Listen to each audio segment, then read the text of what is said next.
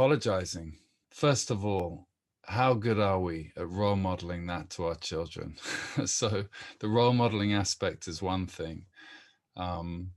Just day to day, like how is that in our families, with our partners, husbands, wives, and of course, most of all, I mean with them. Apologizing directly to them. You know, am I showing up in that way in my family? Am I holding this kind of position of righteousness, which is very tempting for parents, where you're like, you know, the do no wrong dad or the do no wrong mum.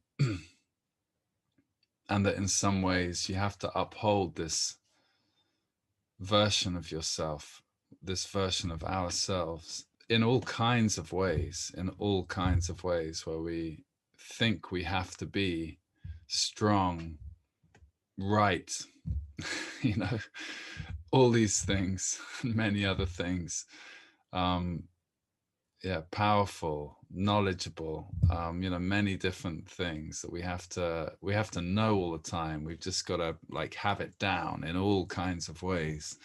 You know, we want to offer our children security. So I get that. I get this sense of like, well, if I'm powerful in all these ways, then my kids will benefit from that, because they'll just, you know, it's also like the wisdom of having a clear boundary, you know, that's also part of it. And that is true. However, you know, I do feel like in these times, in our times, there can be something really fundamentally missing if we go too far down that route. You know, the flip side then is showing vulnerability, you know, and opening ourselves up to, you know, potential criticism or